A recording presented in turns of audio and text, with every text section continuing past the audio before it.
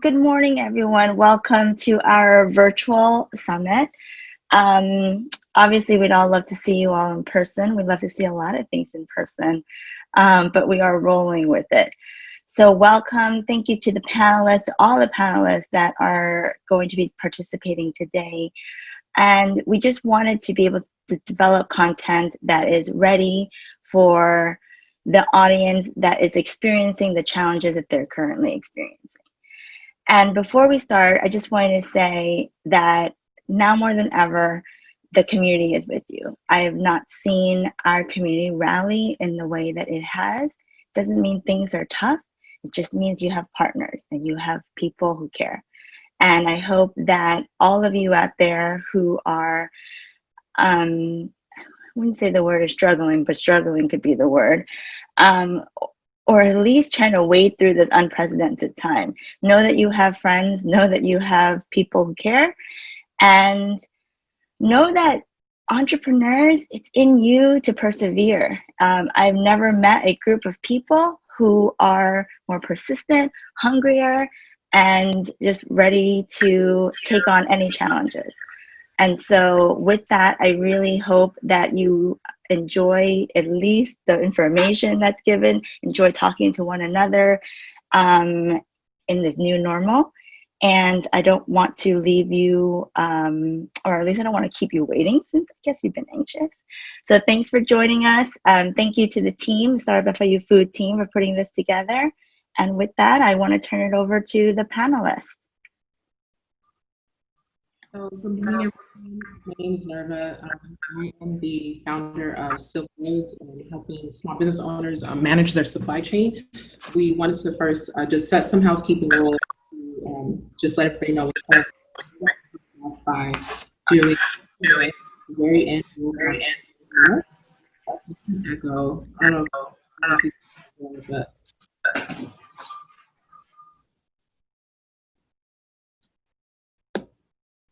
Okay. So we're going to start off with a few housekeeping rules. We'll be using the Q&A box for questions, which we'll save for the very end. It's going to be about 15 minutes for Q&A. So any questions you may have, please feel free to utilize that box so we can get to those questions at the end. And then there's also going to be a few polls that we're going to just make sure you guys are engaged in the conversation with us since we can't be together. And then last but not least, make sure your pop-up blockers are actually off as well, so that way you guys can actually engage in the poll questions. Last but not least, we hope that you enjoy the presentation we put together and that it's valuable and it educates and empowers you. So welcome again, like Anna said, and Dr. Emily, to the Food and Beverage Virtual Summit. And we're basically teaching you how to pivot in this time of crisis. So we wanted to just talk about these are challenging times, but especially more so for the food and beverage industry, which has taken a huge hit. Everything has changed. The way that business is going to forever be changed because of COVID-19. So in the wake of that, we wanted to have a conversation to talk about customer demand, business models that have been altered, how to pivot your business during this time. And again, we know that the food and beverage industry has taken a huge hit. So that is why our focus is mainly on that. The name of our session is From Farm to Fork, and we're going to talk about 5 steps to survive and thrive your supply chain and operations. To have this conversation with me today, we have 3 experts on the call. We have Nadia, the founder of Sweet Delight Cheesecakes, who will be moderating our panel today. There's Asha, the executive director and founder of Help in the Hood, which is a nonprofit organization that builds vegetable gardens in underserved communities. And then there's Tambra, the founder of Wanda, and she's also the co-chair of the DC food policy. So thank you ladies for joining us to have this conversation. Thank you for your time. And with that, I will kick it off to Nadia. Hi, everyone. Thank you, Nerva. As Nerva mentioned, I'm Nadia from Sweet Delight Cheesecake. So let's get started. So clearly restaurants have been among the hardest hit of all the sectors in the few short weeks since the pandemic became very real. The shutdown was very abrupt, really just in a matter of weeks. So maybe the way to start the conversation is to go around from everyone and get a sense of how prepared were businesses, models, and operations were to withstand what is now the new normal way to conduct business. So we'll start with Asha. Hey, Good morning. Thanks for putting this together. Thank you for having me. I don't know about an expert in supply chain. I'll leave that to the supply chain and restaurateurs, but I know how to grow some food. So I'm really grateful to be at the table, figuratively and literally. So for us, we're 501c3, and our model completely shifted focus once the crisis hit. Before everything changed, we spent the last 7 years growing vegetable gardens and food deserts. So converting vacant land in low-income neighborhoods into large-scale vegetable gardens. So luckily, we're able to still maintain our farms. We hire residents from the neighborhood to take care of them. We use them as our teaching tools. We teach health education and nutrition classes. So we're not doing those. So our sort of on-the-ground programming came to a halt. We're not able to continue expanding our farm. We've got 8 gardens right now. We were about to break ground on our 9th farm, our 9th and largest farm. But that MOU had to go on the back burner, and we shifted our focus to emergency food relief. But luckily, our actual gardens are able to still flourish and be maintained by the people who take care of them in the neighborhoods. Okay, and then Tambra.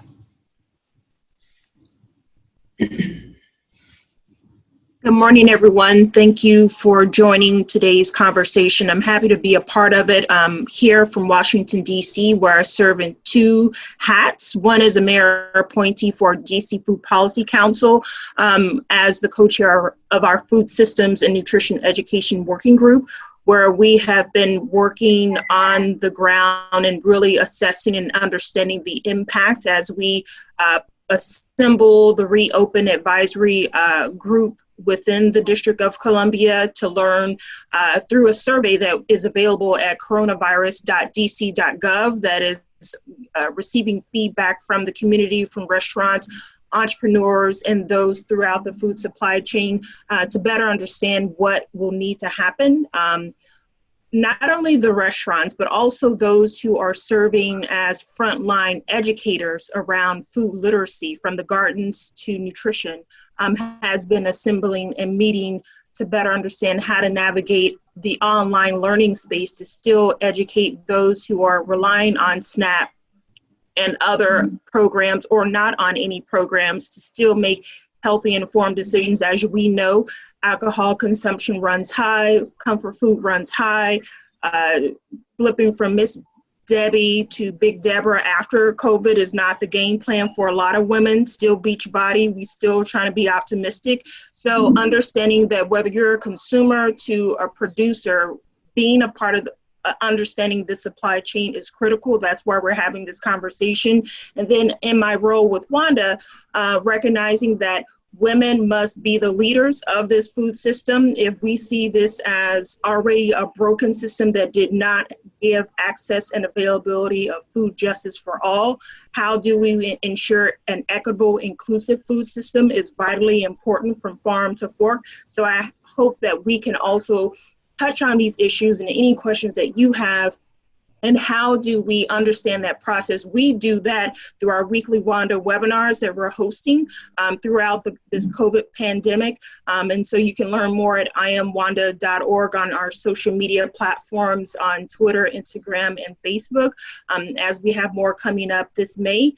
But also the importance of looking at these virtual spaces is not something temporary, but what we will continue to move forward in educating the masses as we're doing here now, and as we form a Wanda Academy to ensure that we have access to the information, because information is power, as we know right now. Yes. So thank you for having me.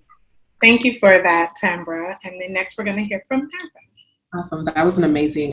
Thank you, ladies, so much again for your time and just sharing your talent with the community. We really do appreciate it. I second everything you guys mentioned. That's definitely been the case. I think everybody sort of with COVID-19 hitting, everybody was caught flat-footed in a sense. The only consistent thing has been the inconsistency that we've all experienced in trying to figure out how do we pivot our business during this time. There's going to be a lot of layoffs. I mean, there has been a lot of layoffs. And so we put together just to show you what nationwide, what the impact has been. as far as people just, being displaced, business owners trying to figure out, okay, how do I just make sure that I just survive during this time? Some businesses, unfortunately, will not come back from this. There's already been some local focus on that as well.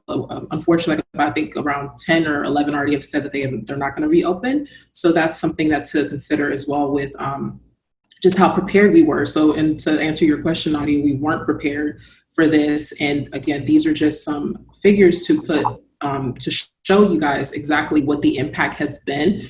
We also drill down specifically to Miami because we want to address our local community and what that looks like.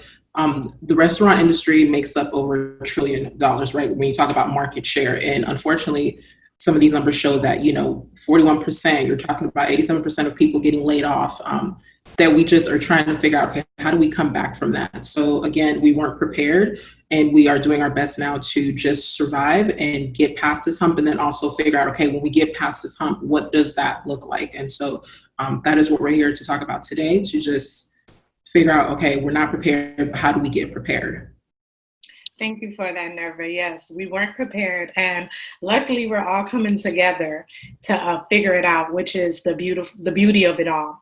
So the next question that we're going to focus on is now, with the stay-at-home orders starting to lift and businesses now being able to operate at 25%, what would you ladies say we are over the hump in terms of supply chain issues?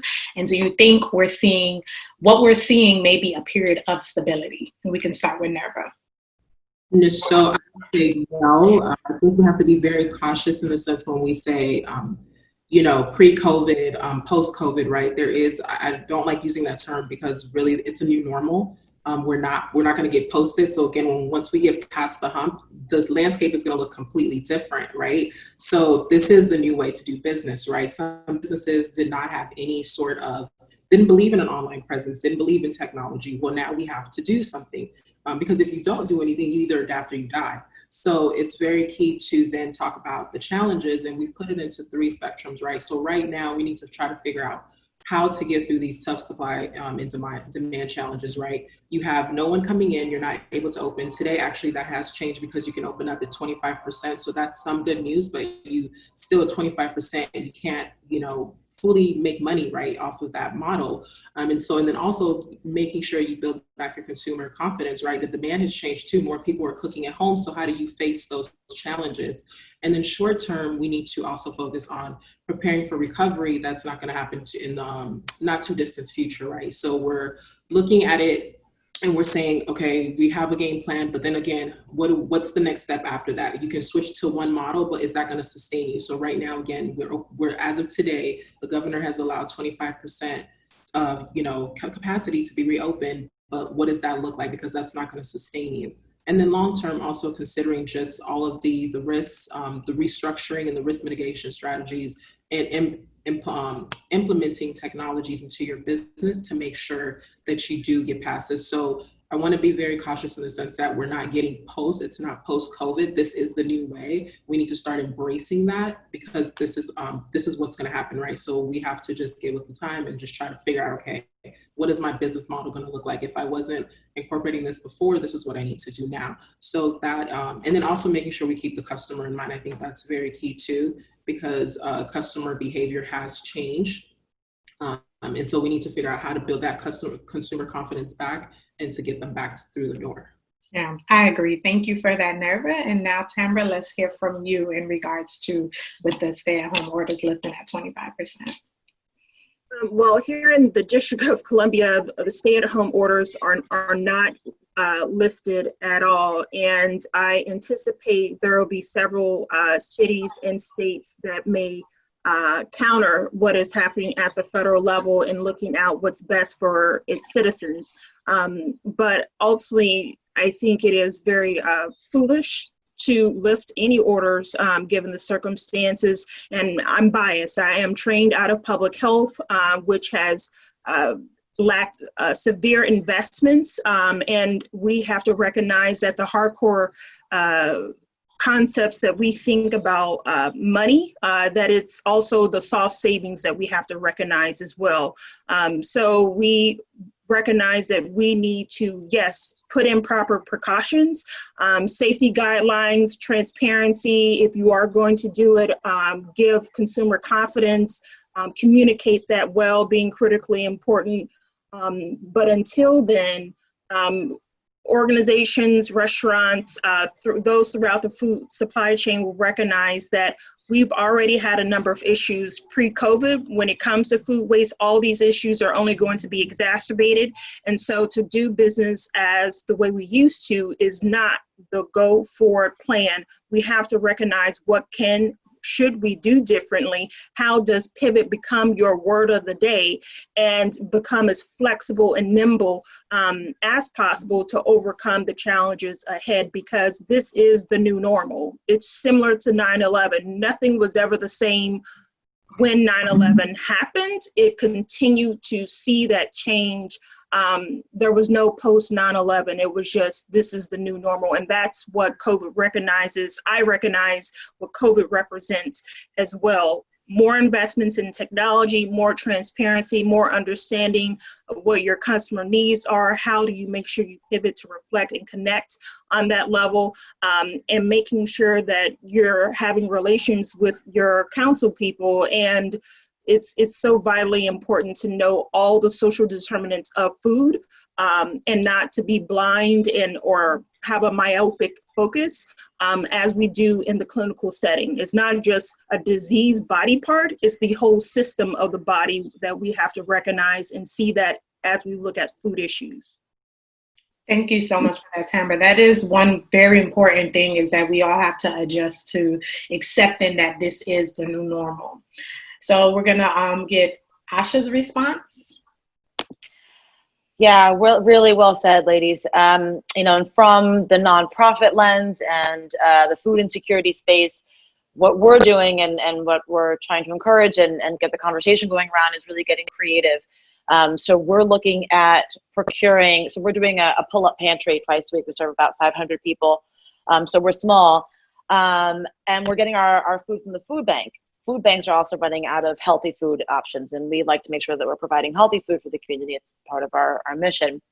So we're actually procuring some local produce through local logistics distributors and supply chain farmers, and really connecting with those resources here, so that we're able to help a little bit to bridge that gap. So I part of it is, I think, is shifting the way that we're thinking. It's definitely, pre-post COVID, our terminology that don't really apply. It's a new normal, like Nerva said.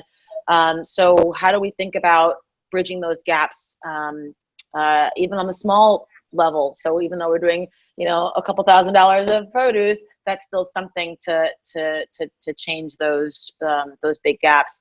And then, we're big proponents of growing our own food and thinking about local food sources, and really thinking about different ways to grow food. So vertically, hydroponically, aquaponically. So really taking ownership of our food sources and how we come to the food that we need. For us, it's for nourishing communities, and for small business owners, for kind of bridging that gap in the supply chain. So I would encourage changing the conversation around, where is our food going to come from, to that wall. We could use that wall to grow food.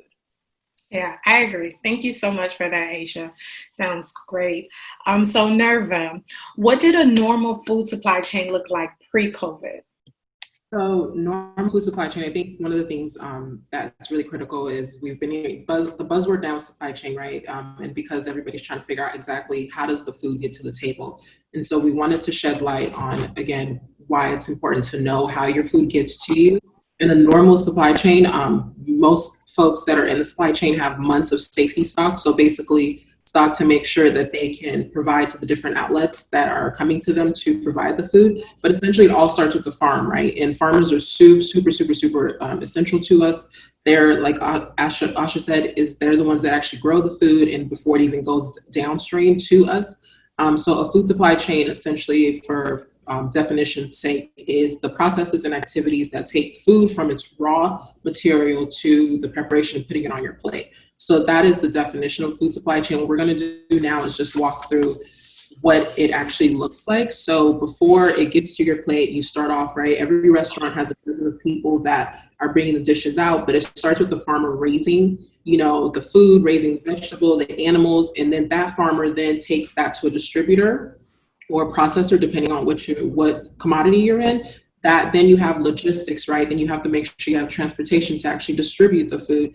And then from there you have your server, it gets to the restaurant, the server takes your order, you have someone washing the dishes, you have the chef creating the dishes, right? So there's a lot of players in supply chain. So as you guys can see, it goes from the farm again to manufacturing. You have to package it, you have to distribute it, you have to transport it, and then it goes to your market, depending on what sector you are. It could be grocery store. For this particular sector, we're talking about restaurants.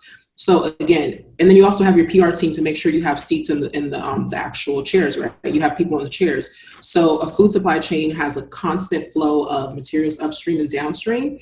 And so when I say upstream, to define that just means all the input needed to actually produce something, right? And then downstream is actually how you actually, the output of it, right? Us, like the consumer, it's coming to us.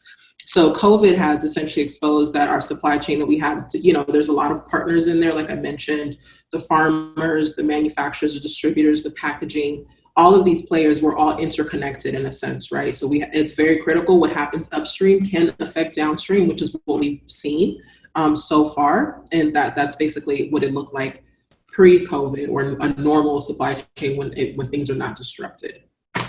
So what this shows us is how interconnected we are.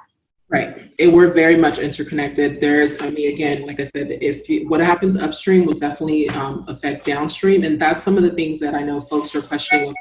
Why have we been seeing all of these news stories with, the dumped milk, smashed eggs, the farmers, just nowhere for the food to go? And that's because, the restaurant owners don't have people coming in, right? You're not going to continue to buy stuff for things you don't have people actually sitting in the restaurant, right? So part of that is they don't have any outlets. And I know one of the things that we even mentioned is during our conversation when we were preparing for this was, okay, well, why can't they take it to the grocery store? But then that goes back to having a relationship. And some farmers, unfortunately, don't have the relationship to those outlets to actually get the food out to a different source, right? So then we have food waste, which is what's going on here. So again, everybody has the part in the chain, right? It's this long chain, and what happens again upstream will affect downstream, which is exactly what's happened here. And so that is why supply chain is so critical during this time frame. And I know that we can all say that now we get a good understanding of why we've been running to the grocery stores and seeing, things have been gone. It's one thing for them to stock it when it's missing, but it's another thing to actually for them to be out of foods, like out of produce, out of meats, out of whatever. And it's just like, why are we having all these empty shelves if we have all these farmers? But now we can actually have, now we can actually bridge that gap with knowing that most farmers can't get access to put in their food into manufacturers. I do want to add something to that in the sense that why there's empty shelves, right? A lot of that is consumer behavior, right? That's a whole nother aspect, because now, again, a lot of unknowns, that we have the news, the outlet out there, right? So then what people started doing was just hyper consuming, right? There was a lot of hyper consumption going on. So now they're just buying things that they probably don't need that much of. So if you're buying more, the grocery stores only have a certain, they have certain relationships to stock. Again, remember that they have a safety stock for a certain amount of months to kind of hedge that a little bit. But then people started hyper consuming. So now we have less items, and they're trying to keep up with the demand, but there's only a certain amount of relationships for them to facilitate that through that outlet. And that's why we have the empty shelf. So part of that is because the consumer behavior. Okay, thank you. Not necessarily the grocery stores have a shortage. It's that our behavior has now changed and we're buying more, so that they're trying to now keep up with our change. Yeah. All right, thank you so much for that. So Tambra, COVID-19 has changed consumer behavior a great deal. How should restaurants deal with that going forward?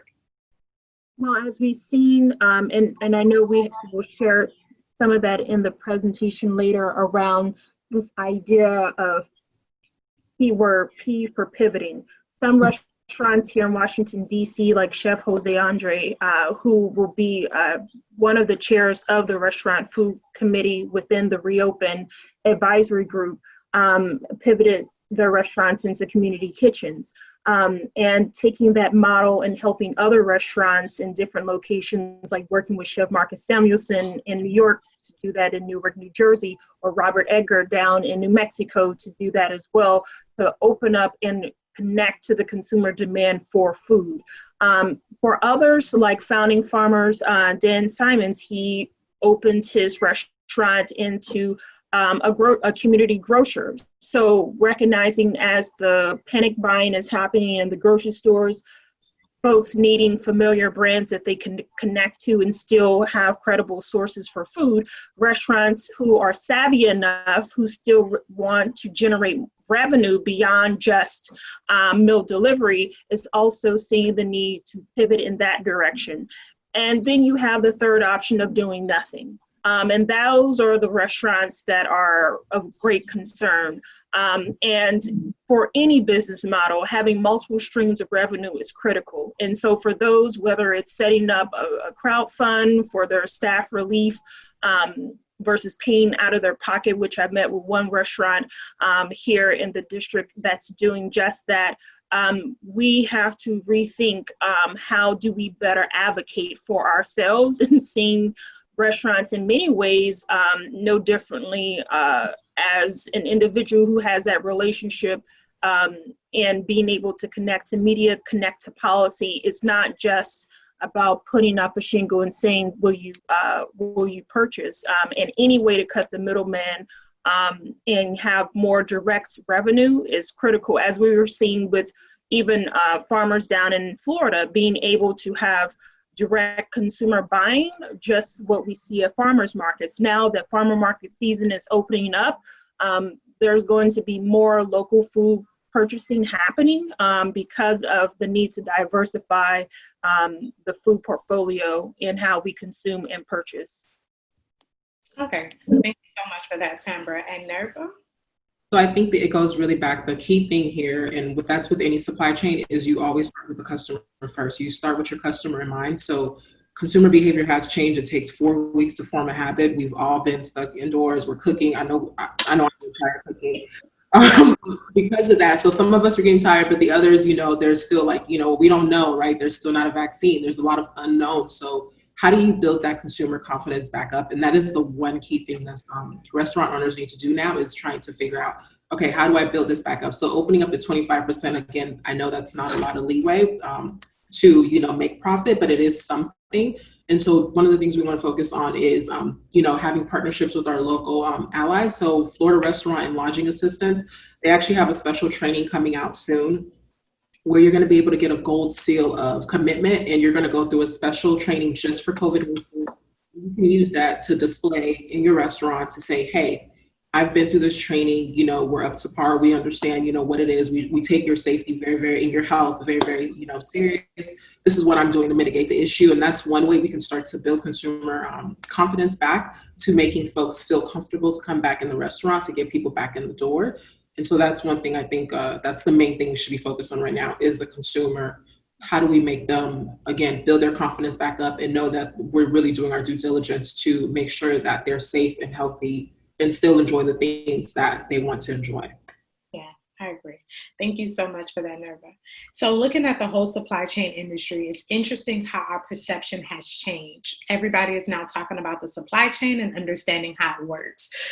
Do you ladies think this is going to change the perception, interest, and eagerness of small businesses to understand this topic? Let's start off with Tambra. Well, obviously, yes. Based off what I shared, that we will see the need to go about face and change. And, I'm coming from Oklahoma, Bible Belt, USA. We believe everything happens for a reason and a season, and we are in that season. And COVID is sending a message. If you are a spiritual person of understanding, what does that message mean to you? Will you listen and will you change? Because we are in a before picture, and now we're in an after picture that we look to say, how can we be better at our businesses? How can we do a better job in connecting consumers and not seeing people as just a walking dollar? How do we truly create that people, planet, profit, triple bottom line that social entrepreneurship has been advocating for so long. And now we're seeing all this quick consumption, quick capitalism coming at its head, and it's not sustainable. And so we have to recognize that if we truly want to make an impact that's lasting, leaving a legacy, and that we're leading in the food system, we must do the things that may appear unconventional, but is right with spirit and with yourself. Because at the end of the day, as an entrepreneur, if you talk to many, it's not about always thinking with your head, it's also the fire in your belly. And how do you listen to that gut instinct to move you in the direction where it is the only direction that you can go, even in the midst of being counter to everyone else around you. That is how you rise. That's how the chaff from the wheat separates. That's how the cream rises to the top. So I think that is going to be critical for many to recognize. How do you become more resilient, resourceful, and resistant to the dynamics at play become most definitely critical at this time. All right. Thank you so much for that, Tambra and Asha. Sorry. That's okay.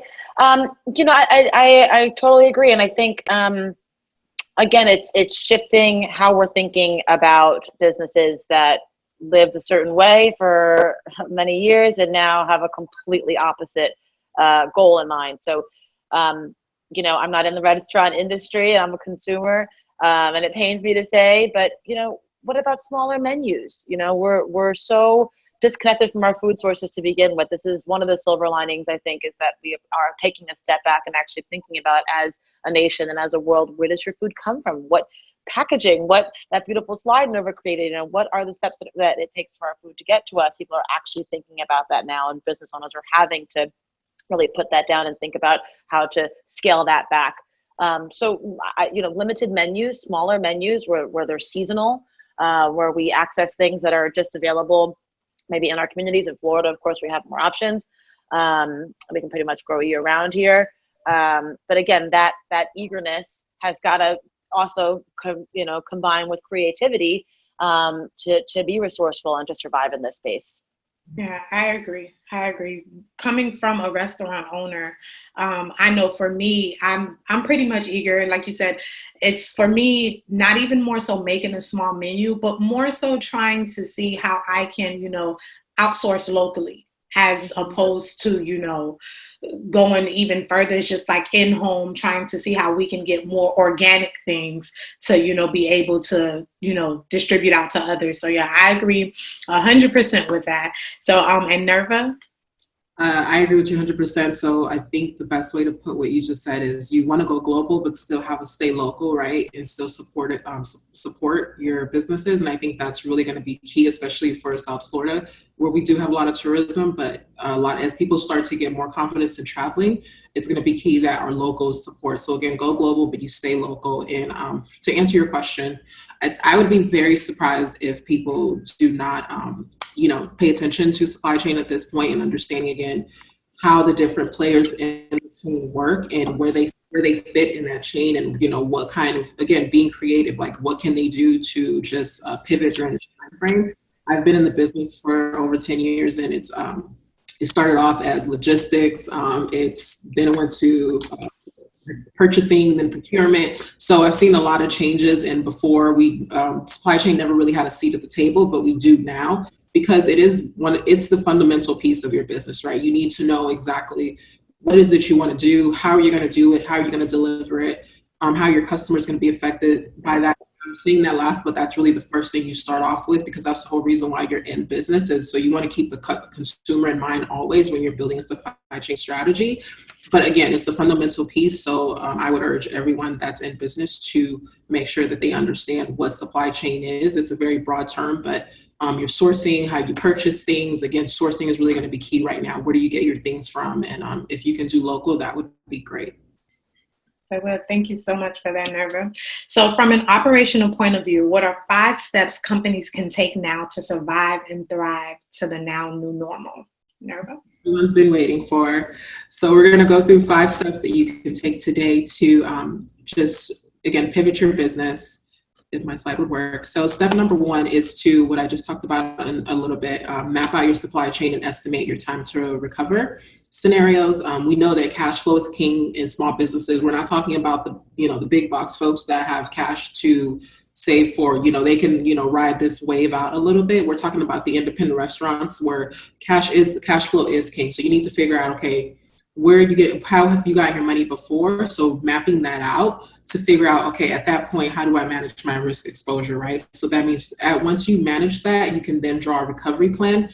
So you can really, start to shift in your supply and demand, right? To see, okay, based on these huge uncertainties, how can I, pivot and make up a recovery plan that will, sustain me during this time.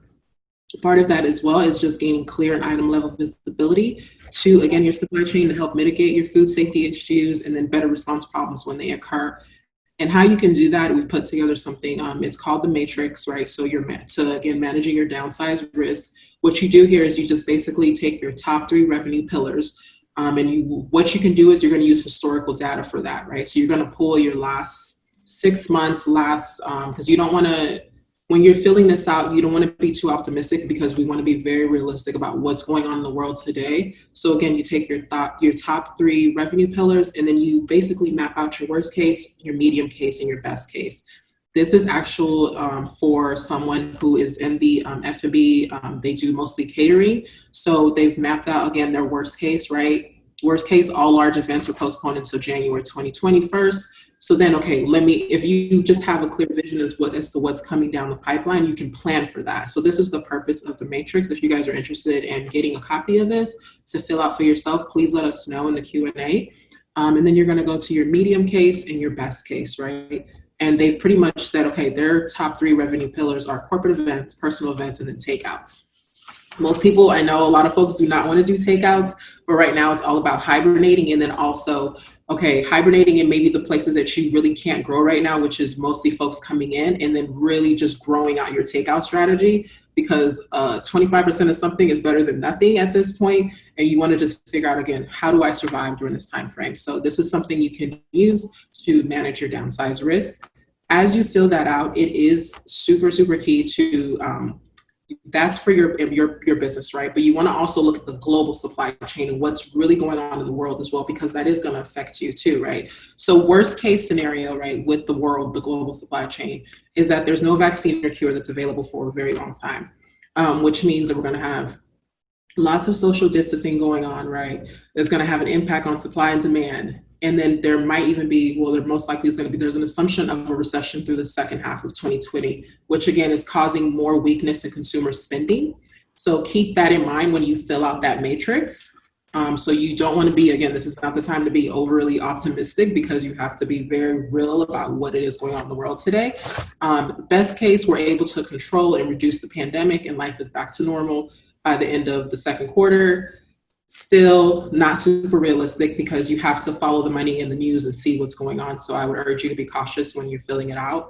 That is the best case. That's what we would all like to happen, but just be, really consider those options when you fill it out.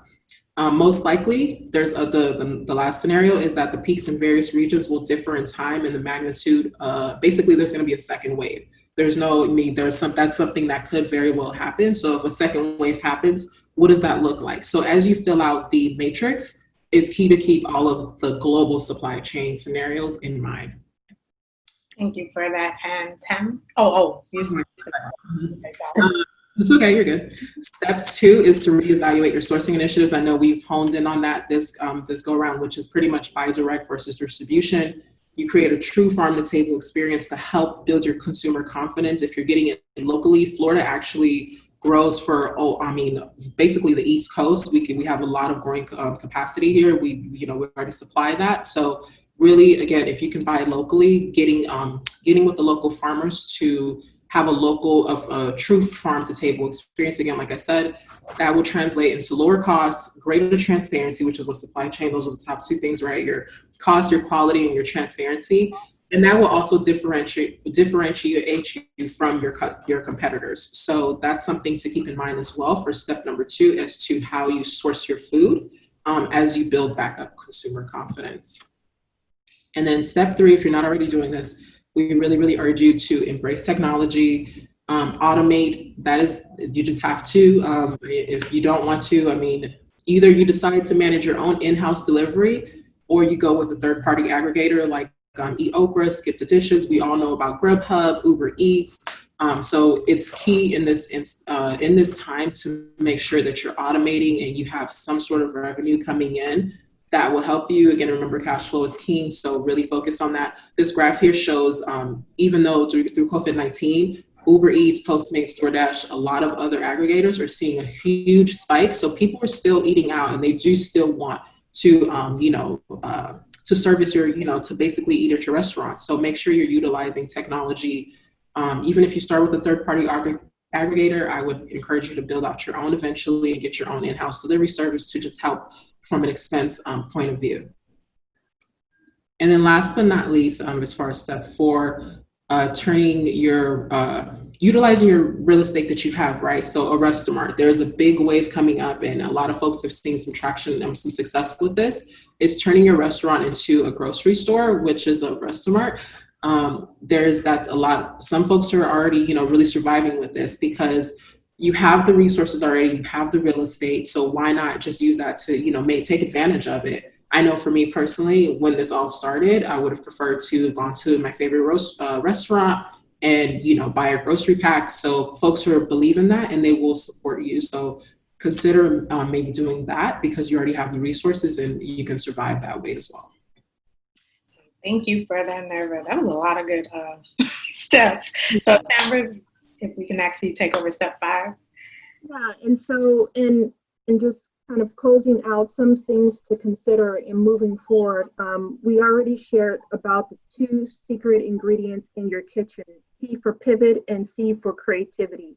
So whether that's developing your restaurant into a community kitchen or a community grocery store, those are critical elements that you have to take in consideration of thinking outside of the box, almost coming up with that perfect hybrid dynamic that really thinks with the consumer in mind. And so recognizing how do we engage, what are the consumer needs, what are you listening and monitoring social media communication and conversations happening?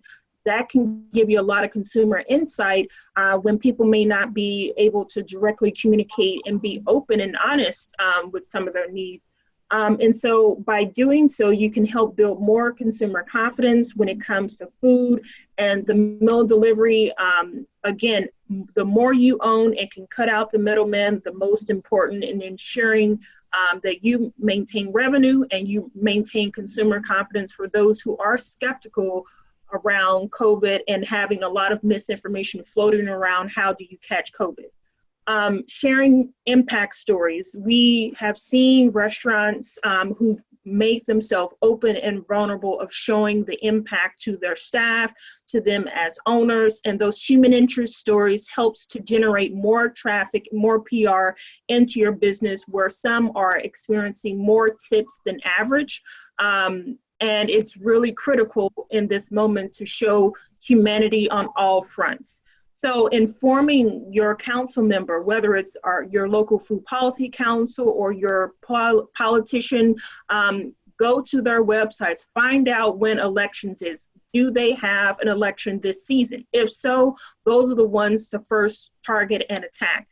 Make sure that their votes, that your vote matters, and that you tell them that if they help and support this industry and understanding, as in DC, that this is the $5 billion industry, they can understand that they want to be on this right side of history and helping businesses, because some businesses that are immigrant owned or just hard in navigating new spaces, such as those who just recently opened this season in DC, they're not eligible for PPE funding or some of the local funding. And so they really have to beef up their creativity in advocating for themselves.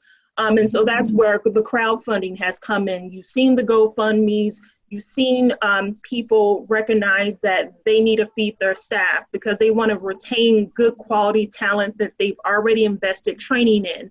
And so by any means necessary, that is what we're doing. Also, the Restaurant Industry Association. We've seen the Jamesburg Foundation with the Independent Restaurant Coalition advocating on behalf of restaurants to the federal level, but also we have at the state and local level, we have restaurant industry groups such as the Metro Washington Restaurant Association here, who have put on their sites where can you go to get staff, worker relief help when it comes to funding and other resources. Utilize them. Again, for DC, we have dcfoodpolicy.org and coronavirus.dc.gov.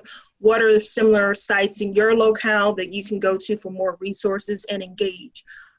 Also, transparency in the safety guidelines is crucial. Again, because there's so much misinformation from all sides, those who trust and know your brand want to know what are you doing to mitigate the risk around COVID. And so being able to be transparent in communication, building that relationship with your customer is crucial to ride this wave and show that if you go through tough challenges now in the midst of chaos, not only will you show good leadership to all, but you also show loyalty to customers as you ride this wave. So those are the top tips. Thank you so much for that, Tamara. So now we're going to go ahead and start with Q&A.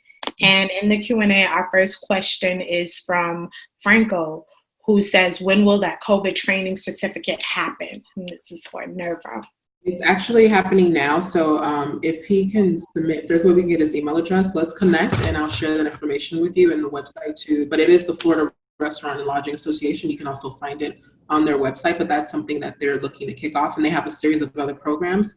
But the governor just announced that since he is opening, there's a dimmer of light with the opening going on with the 25%. They want to provide a way for you guys to build consumer confidence, and the Gold Seal is one way that they're doing that. So the Florida Restaurant and Lodging Association website is one. And if you would like to connect with me afterwards for more resources, feel free. And if we can get his email address, we'll also have my contact information coming up. Thank you so much for that, Nerva. And the second question is from Sook. So it's, how do you do the matrix if you have new revenue streams that you come up with during these times? Example, if you decide to turn a restaurant to community grocery. Okay. Repeat it one more time just make sure I don't miss that. How do you do the matrix if you have new revenue streams that you come up with during these times? So if you decide to turn a restaurant to community grocery as an example. So the matrix is to identify, because again, it's all about pivoting. So it's great. So that's amazing that you have, new revenue streams. That's great. But what we want to do, the first key thing is to identify historically where your revenue has come before. You want to identify those top three things, right? And then so this is really mostly for historical data, because you don't have enough historic data yet for the new streams, right? So you want to go back to like 6 months, a year, and look at that, and then identify those top three revenue pillars. And at that point, okay, come up with the worst case, medium case, best case. And if you want to add maybe a one-off with your new revenue stream and just kind of track it and see how it's doing, that will be great. But you really want to lean on, again, because we want to be cautious here and really manage our downside risks and figure out, do we want to hibernate? What parts do we want to grow? So again, that's one area to focus on with, you having new revenue, but you want to look at also where your revenue came from before and how you can grow those out, or maybe you hibernate those. So hopefully that answers that question. If you want to connect afterwards, feel free to email me at hello@silkroads.co. Thank you for that. The next is Leanne. She says that she would like to have a copy of the matrix. Her email is listed below. Perfect. All right. And then the next question is from Parman, Products Groups. And they would like to know, do you need to be an FIU student to obtain the COVID training certificate? I don't think the Gold Seal, is that what they're talking about? Because it's already in the F&B industry. It's just based on you being in the actual industry. You have a restaurant and a physical brick and mortar that you are servicing. So it's not necessarily, it's not dependent on FIU or anything. It's just you being in the F&B industry. Okay. Well, we hope we answered that for you, Parman. All right. So I'm not seeing any more questions. Oh, wait, we have one. Okay. This one.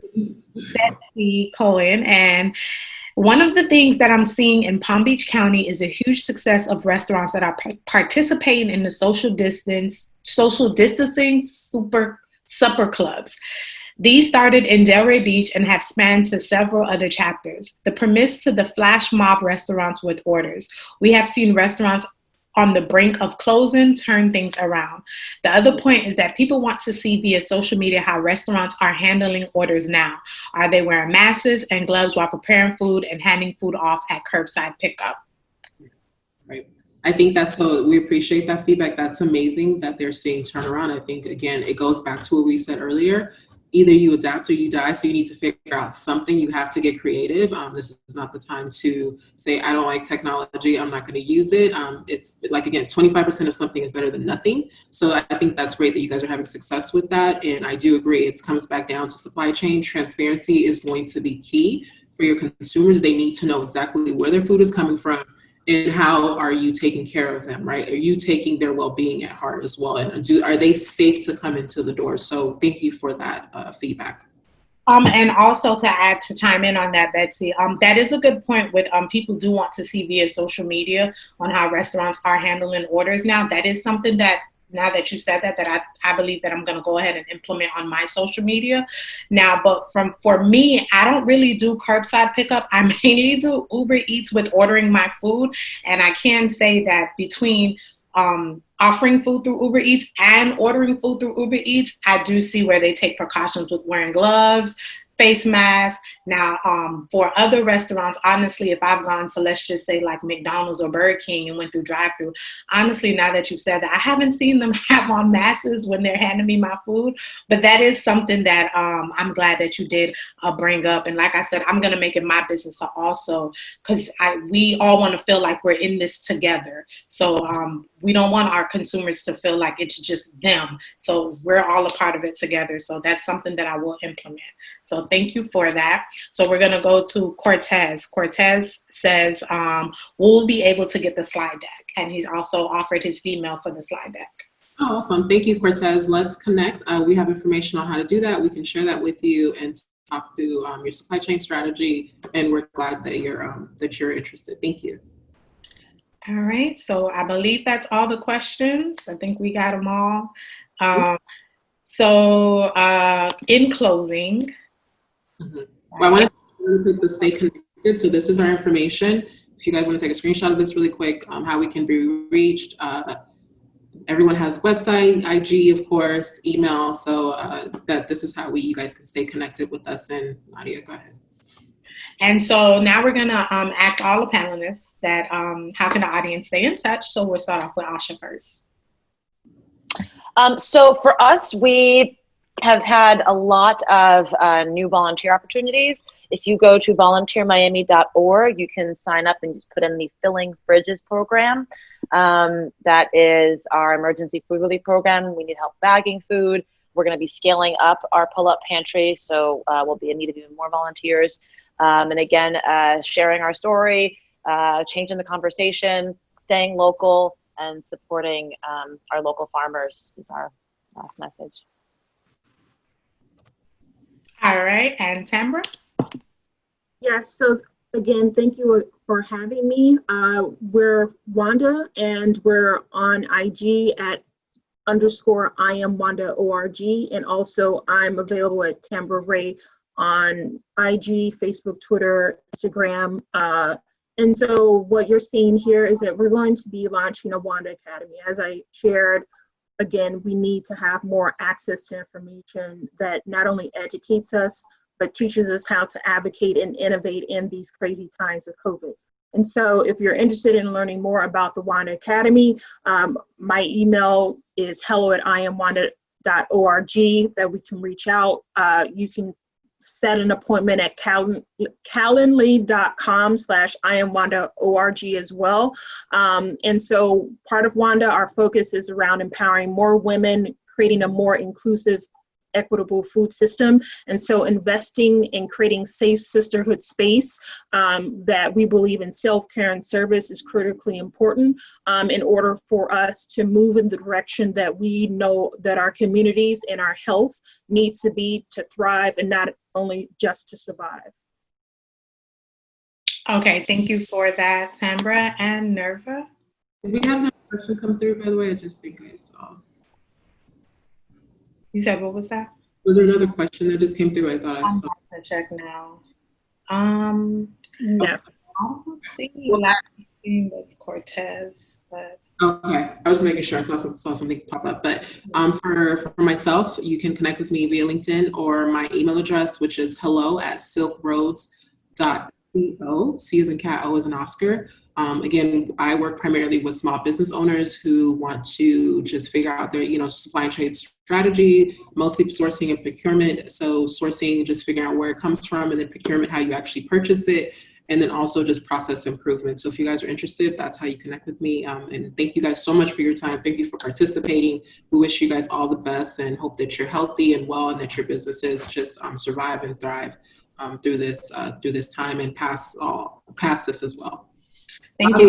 Yourself, so you can connect, so folks can connect with you, because Nadia's cheesecakes are bomb. So yes, I'm opening up a storefront really, really soon. You guys can find me on social media, Facebook, Instagram, Sweet Delight Cheesecakes, email info@cheesecakes, sweetdelightcheesecakes.com. There's an app that you can download, sweetdelightcheesecakes.com, and there's a website. When you subscribe online, you get a free cheesecake for your birthday. So that's a, happy COVID, thing that you get when you're stuck in the house quarantining for your birthday. But all the information that you guys seen today will be shared with all the attendees, so you will get that. And we would also like to give a special thank you to the StartUP FIU, the panelists, and the audience, because we couldn't have done this without you. We thank you for putting this all together. Like I said, we're all going through this together, and it feels good that we can all lean on each other and support each other. So as mentioned before, don't be afraid to reach out to any of the panelists or FIU StartUP Food, whatever questions, concerns, or if you just want to, figure out your next steps with, your restaurant business, whatever it may be. We're here to support you.